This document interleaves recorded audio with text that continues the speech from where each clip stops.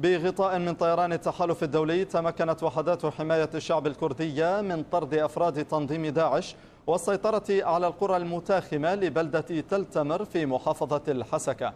أخبار الآن رصدت عملية تحرير وعودة الحياة الطبيعية إلى القرى بعد 3 أشهر من الحصار. هنا بلدة تل تمر الواقعة في محافظة الحسكة شمال شرق سوريا، فبعد ما يقارب 3 أشهر من سيطرة تنظيم داعش على القرى والبلدات المتاخمة لها، فر أغلب أهالي هذه المنطقة وتم أسر مئات المدنيين وخاصة الآشوريين منهم. في الأيام الأخيرة بدأت وحدة حماية الشعب الكردية بحملة عسكرية كبيرة لاستعادة هذه المنطقة بإسناد جوي من طائرات التحالف الدولي، مما أدى إلى استعادة غالبية المناطق بعد توجيه ضربات قاصمة لمسلحي تنظيم داعش وعمليات فرار جماعية لعناصره. احنا حاليا على أعلى قمة بالجبل مسيطرين على الوضع، يعني حتى إذا أجي داعش تقريبا هون ما راح يقدر يهجم لهون لأنه مسيطرين على الوضع على قمة تقريبا هي، والحمد لله العالم عم تفرح لنا وكيف لنا لأنه الجبل صار كله تحت سيطرتنا، وإن شاء الله رح نقدم لقدام ونحرر باقة الغريات ونخلصها لباقية العالم.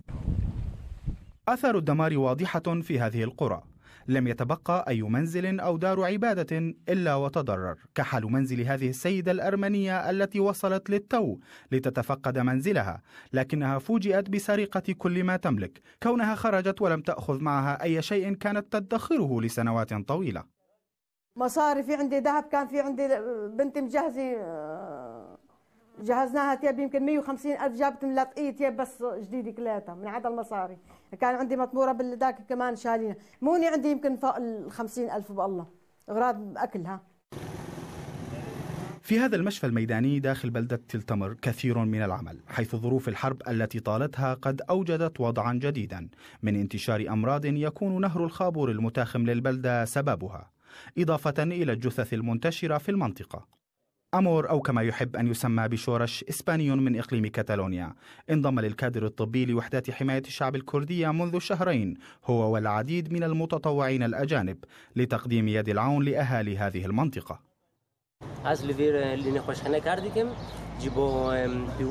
إنني أعمل في هذا المشفى الميداني لأنني أرى أنه من الضروري أن نحمي أنفسنا من داعش، وكذلك لأمرين هامين: أولا حماية هذا الشعب، وثانيا هنا في روجافا توجد ثورة ويتحتم علينا الحفاظ عليها. داخل البلدة نرى أن الحياة تعود لطبيعتها شيئا فشيئا، بالرغم من شح الخدمات إلا أن الناس يستشعرون الأمان بعد إبعاد التنظيم. القسم الأكبر ما زال خارج البلدة، لكن السلطات هنا تناشد الأهالي بالعودة وتتعهد باسترجاع حياتهم الطبيعية يدا بيد معهم. أدعو الأهالي أنه يرجعون على بلدتهم آمنين سالمين غانمين منتصرين يا رب. قرية المغاص الآشورية في تل تمر والتي لم تسلم هي الأخرى من هجمات مسلحي تنظيم داعش.